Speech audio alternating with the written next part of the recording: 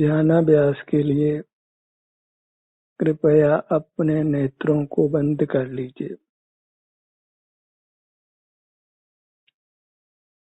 अपना मुख अपनी ओर कीजिए, अपने सिर से पैरों तक।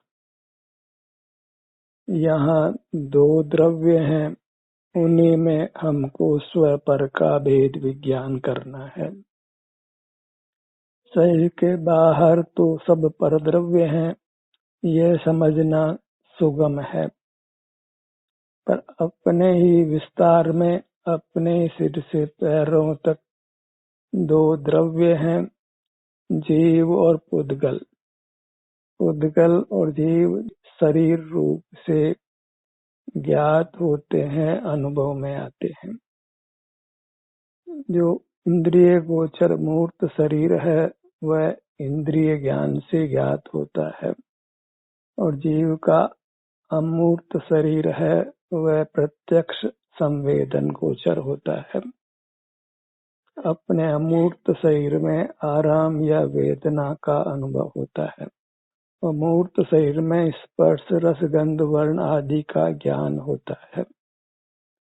तो अपने सिर से पैरों तक स्वपर का विभाग करिए, एक मूर्त शरीर और एक अमूर्त शरीर। हमें अंतर्दृष्टि कर अमूर्त शरीर में होने वाले सुख दुख का अनुभव संवेदन करते हुए रहना है।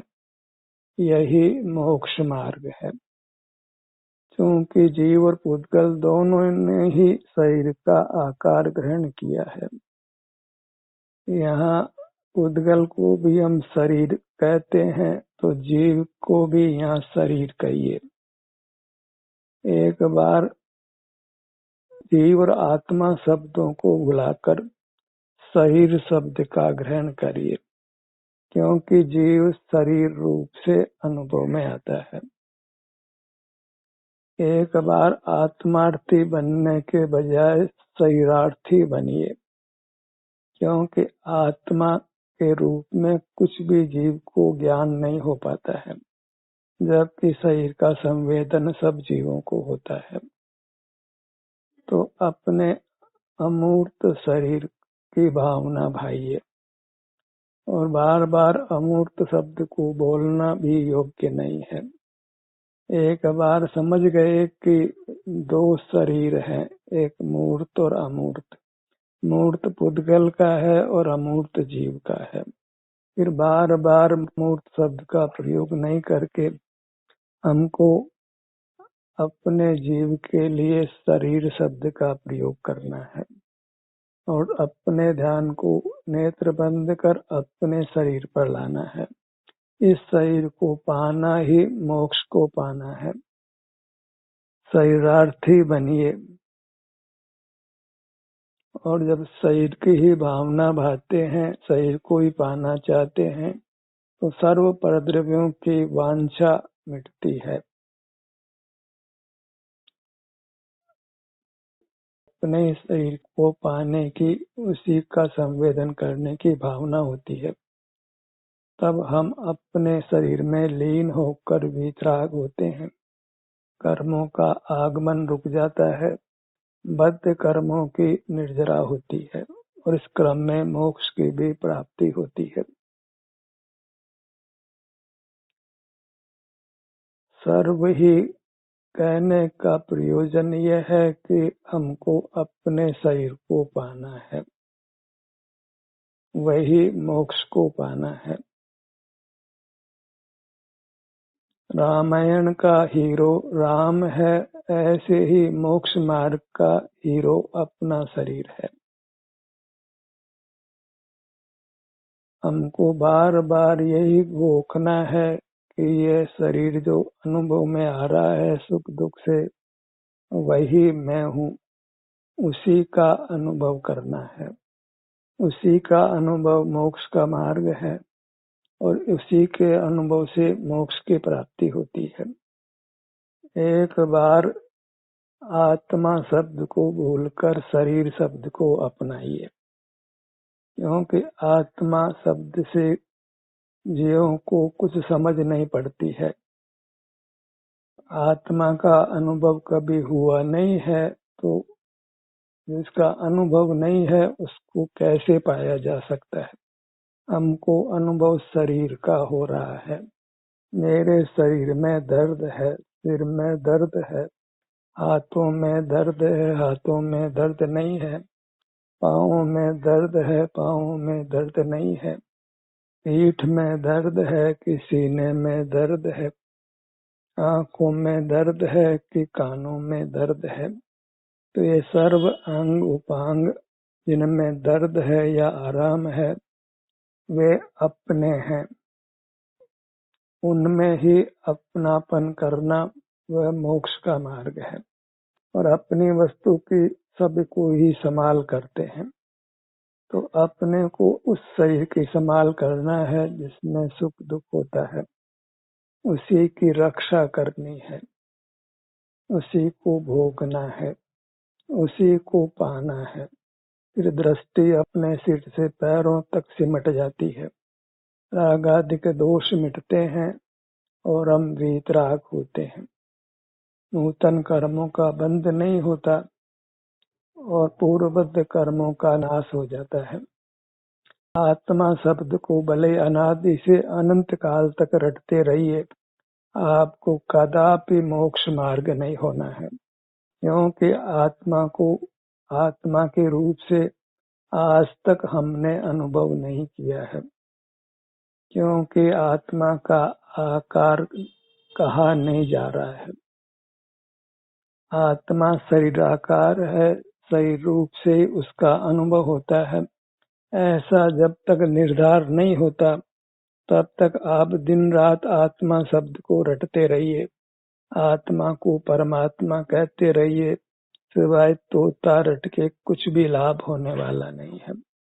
आज आत्मा शब्द को तो नाना लोग बोलने लगे हैं, पर आत्मा का अनुभव किसी को हुआ नहीं है। इंद्रिय ज्ञान में ही रहकर अपने को ज्ञाता दृष्टा मानते हैं, इंद्रिय ज्ञान को ही अपना स्वभाव सिद्ध करते हैं।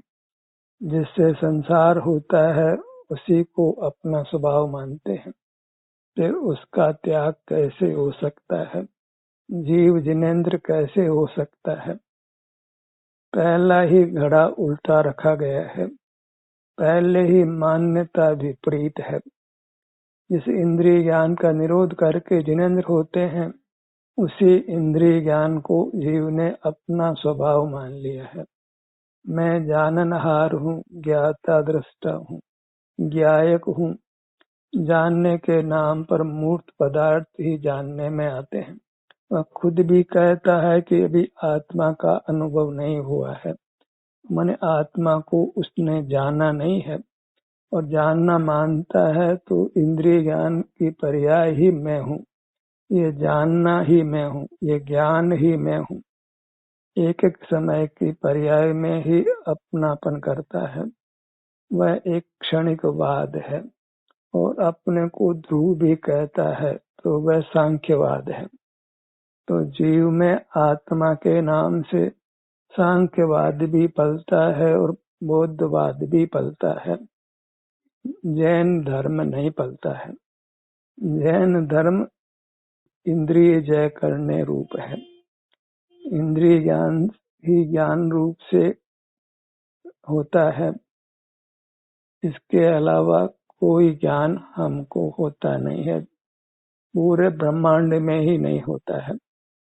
आज तक बिना इंद्रियों के, बिना मस्तिष्क के हमको ज्ञान हुआ नहीं है, होने वाला भी नहीं है। ज्ञान केवल इंद्रिय ज्ञान रूप ही होता है, यह हमको अनुभूत है। और किसी भी चीज की परीक्षा अनुभव से ही होती है, अनुभव ही कसौटी है। अनुभव ये कहता है कि पदार्थों का जानना इंद्रियों के मन मस्तिष्क के माध्यम से ही होता है। और अपना आज तक हमको ज्ञान हुआ नहीं है, क्योंकि अमूर्त जानने में आता नहीं है। इन धर्म में जीव धर्मास्तिकाय अधर्मास्तिकाय आकाश काल ही अमूर्त द्रव्य माने गए हैं। जिनको आज तक हमने जाना नहीं है, ज्ञान में वे झलके नहीं है। अन्य जीव जन्मांतर में जाते हुए भी हमारे ज्ञान में झलके नहीं है। अपने अमूर्त जीव का जो आकार है, नासिका कान आदि का, वो भी हमारे ज्ञान में आज तक झलका नहीं है।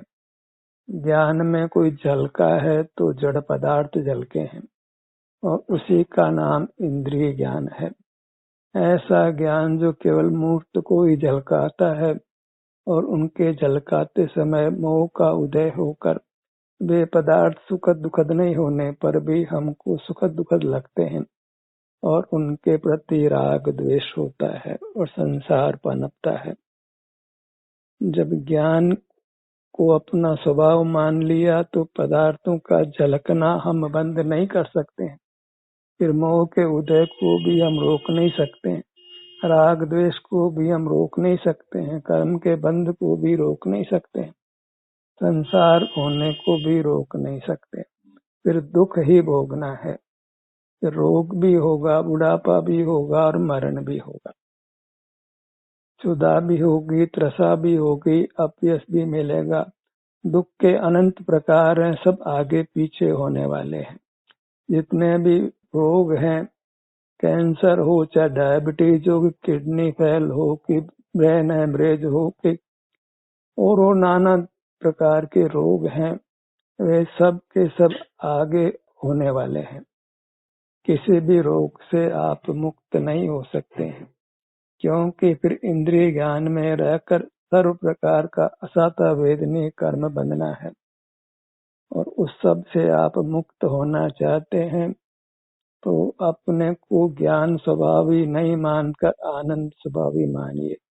यही पर्याय संबंधी भेद विज्ञान है, गुण संबंधी भेद विज्ञान है। जीव को एक देखो, एक गुण वाला देखो, एक समय में एक पर्याय वाला देखो, तभी आप निर्विकल्प हो सकते हैं, अपने में सिमट सकते हैं। सबका जाननहार बनकर सिमटना तो दूर रहो, फिर आप लोक व्यापी होंगे, अपने में व्यापी नहीं होंगे। भगवान को सर्वव्यापी भी लोक मानता ही है, तो सब मिथ्या श्रद्धान का खेल है जो इंद्रिय ज्ञान से पनपता है। सब दुखों का मूल अपने को ज्ञान स्वभावी मानना है, इंद्रिय ज्ञान रूप मानना है। भले ही इंद्रिय ज्ञान को अज्ञान कह दिया जाए, पर वह भी सही नहीं है, क्योंकि इंद्रिय ज्ञान में मूर्त पदार्थों का जानना होता है। अज्ञान सब तो ज्ञान के अभाव को कहता है, पर इंद्रिय ज्ञान में प्रकट ही मूर्त पदार्थ जानने में आते हैं, तो वह ज्ञान नहीं है, उसको अज्ञान कैसे कह सकते हैं। बस वह संसार का हेतु है, ज्ञान ही संसार का हेतु है, क्योंकि इंद्रिय ज्ञान के अलावा दूसरा कोई ज्ञान आज तक हमको हुआ नहीं है, होने वाला नहीं है। अतीन्द्रिय ज्ञान की एक कल्पना मात्र है। इंद्रिय ज्ञान के निरोध से अतीन्द्रिय सुख होता है, अतीन्द्रिय ज्ञान नहीं होता है। किसी भी प्रकार से अमूर्त का जानना संभव नहीं है। जानने के नाम पर मूर्त पदार्थ ही जानने में आते हैं, इंद्रिय ज्ञान ही होता है। ऐसे इंद्रिय ज्ञान को माने ज्ञान मात्र को निंद जानो। मैं ज्ञान मात्र नहीं हुआ तो कर्म की उपाधि से उत्पन्न हुआ परिणाम है। कर्म की उपाधि मिटने पर मैं सुख मात्र हूँ, और सुख गुण की पर्याय जो सुख रूप है, अतीन्द्रिय सुख रूप है, वह भी हमको अनुभव में आती है। सर्वथा अतीन्द्रिय सुख कभी प्रकट होगा ये बात नहीं है। सुख का, अतीन्द्रिय सुख का अंश सब जीवों को कभी न कभी अवश्य अनुभव में आता है। शरीर में वेदना मिटती है और आराम का अनुभव होता है, वह आराम अतीन्द्रिय सुख है। सर्वथा ही सुख स्वभाव का अंश नहीं हो तो फिर स्वभाव का निर्णय नहीं हो सकता है। जैसे अतीन्द्रिय ज्ञान का अंश भी हमको नहीं है तो अतीन्द्रिय ज्ञान सिद्ध नहीं होता है। यदि अतीन्द्रिय सुख का अंश भी नहीं हो तो अतीन्द्रिय सुख भी सिद्ध नहीं होगा। पर सब जीवों को अतीन्द्रिय सुख भी होता है। शारीरिक दुख मिटकर शारीरिक सुख प्रकट होता है। दुख जीव का विभाव है, विभाव की नित्यता नहीं है। सदा दुख रह ही नहीं सकता है। दुख अवश्य मिटता है और फिर आ जाता है। ऐसे सुख दुख में फेर होता है। शरीर में वेदना होती है और आराम होता है। गुण का सर्वथा कार्य नहीं हो तो फिर गुण ही सिद्ध नहीं हो। सुख गुण का अतीन्द्रिय सुख रूप से कार्य जीवों में पाया जाता है। उसी से वह अपने स्वरूप की पहचान करता है और खुश होता है, प्रसन्न होता है, प्रमोद में आता है। अरे मैं सुख स्वभावी हूँ। बिना ही पर पदार्थों का आश्रय किए मेरे शरीर में आराम अनुभव में आता है। वह आराम स्वभावी मैं हूँ। उसी आराम को भोगते हुए मैं पूर्ण आराम, पूर्ण सुख पा सकता हूँ। मुझे सुख के लिए कहीं जगत की ओर देखना नहीं है। वेदना हुई भी है तो उसने अवश्य मिट जाना है। पहले नाना बार हमको वेदना हुई है और हम मिट भी गई है। तो वेदना होने पर भी भयभीत नहीं होना है, घबराना नहीं है। वेदना को शांति से भोग लेना है। वेदना ने मिट जाना है और आराम हो जाना है। उसी आराम को फिर भोगते हुए रहना है तो आराम ने नित्य हो जाना है। परमात्म दशा मिल जानी है। इस सब कार्य में बाहर का कोई रोल नहीं है, न इंद्रिय ज्ञान का, न इंद्रिय ज्ञान के विषयों का, न इंद्रियों का। सुख की प्राप्ति के लिए इंद्रियां, इंद्रिय ज्ञान के विषयों का कोई रोल नहीं है। तीनों को ही अपने सुख के मार्ग में शामिल नहीं करना है। सुख के लिए तो अपना अमूर्त शरीर, उसका संवेदन करना।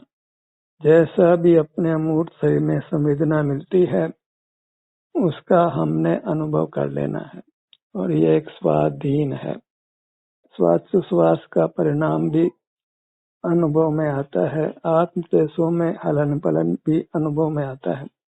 तथापि उसको मुख्य नहीं करना है, क्योंकि वह भी कर्म की उपाधि से है। उसने भी मिट जाना है। शरीर में वेदना है तो उसको भी मुख्य नहीं करना है, उसने भी मिट जाना है। पर शरीर में जो आराम की स्थिति है उसको ही मुख्य करना है। उसी को पाने के लिए हमें अपने शरीर से जुड़कर रहना है। उसी ने फिर नित्य हो जाना है।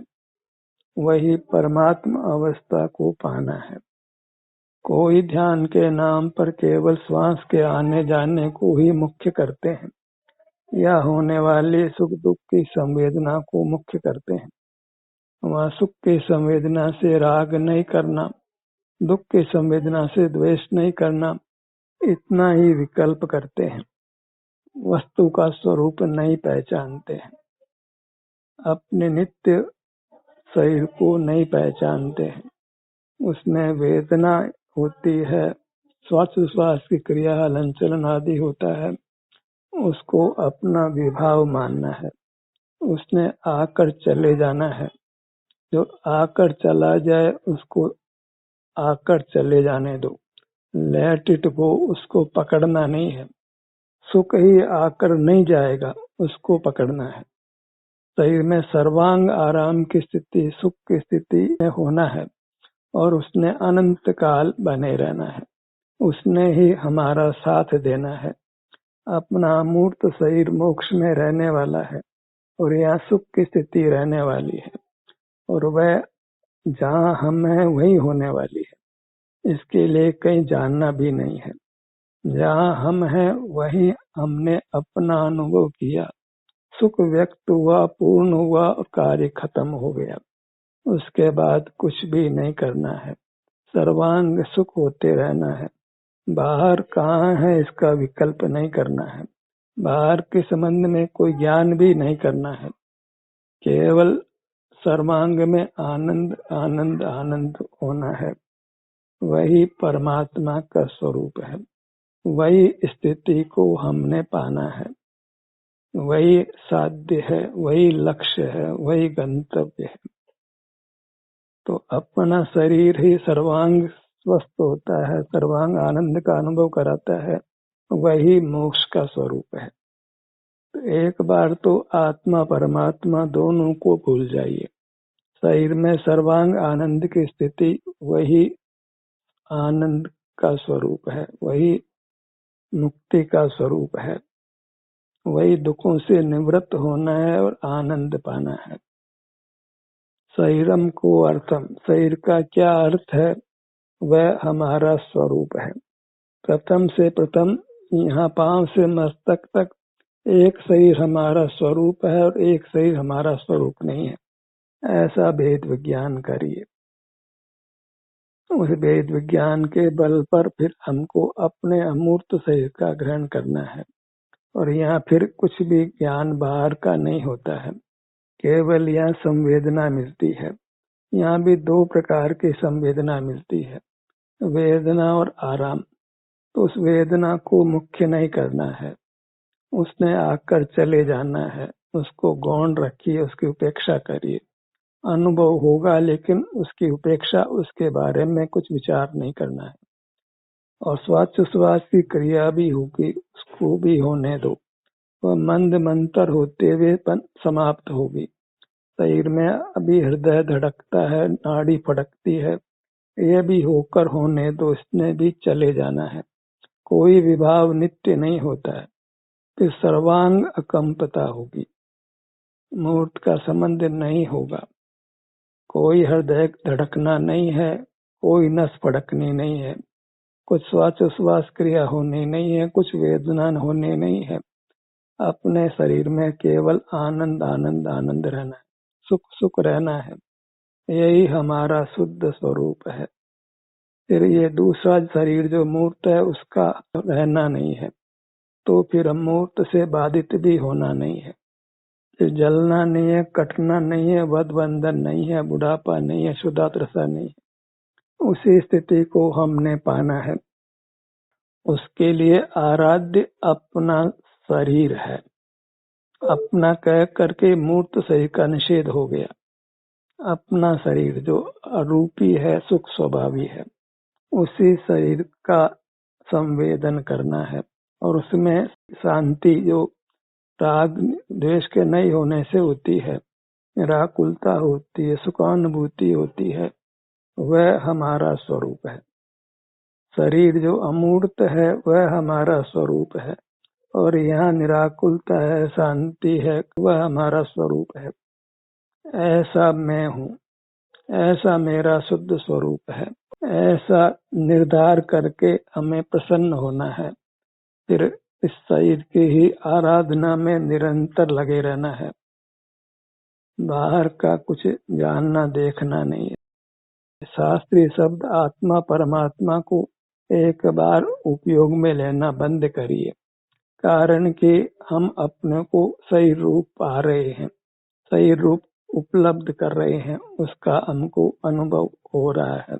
विस्तार का भी और शांति निरोगता का, आराम की स्थिति का हमको अनुभव होता है। मोक्ष का स्वरूप अंश में व्यक्त है, भले वेदना के समय नहीं हो, पर वेदना सदा रहती नहीं है, इसलिए हमने सबने मोक्ष के अंश को भोगा है, उसी को हमने पूरी तरह प्रकट करना है, नित्य करना है। वही मोक्ष का पुरुषार्थ हमने करना है। उसमें हमारे साधना का आराध्य शरीर है, और शरीर के आश्रय से होने वाली शांति है, शरीर के लक्ष्य से होने वाली निराकुलता है। राग द्वेष रहित होना है, निर्विकल्प होना है। ऐसे अपने विस्तार, ऐसी अपनी निराकुल वृत्ति को अपना स्वरूप मान के उसी को ग्रहण करने के लिए इंद्रिय ज्ञान का निरोध करना है, और अपने शरीर के सुख दुख की स्थिति को भोगना है। दुख चला जाएगा, सुख रह जाएगा। श्वासोच्छ्वास आदि क्रिया जानने में आए पर वो चली जाएगी। शरीर में कंपन है, धड़कन फड़कन जो भी है, हिलना डुलना जो अपने आप कर्म के संबंध से होता है, उसने भी चले जाना है, उनको पकड़ना नहीं है। मरते हुए को क्या मारना है? जिसने जाना है उसके संबंध में कुछ प्रयत्न नहीं करना है। फिर स्वतः ही हमारा शुद्ध स्वरूप रहेगा, अनंत काल बना रहेगा। वही स्थिति हमारा आराध्य है, साध्य है, जिसको हमने झटपट पा लेना है। ध्यान का ये सत्र यही समाप्त होता है।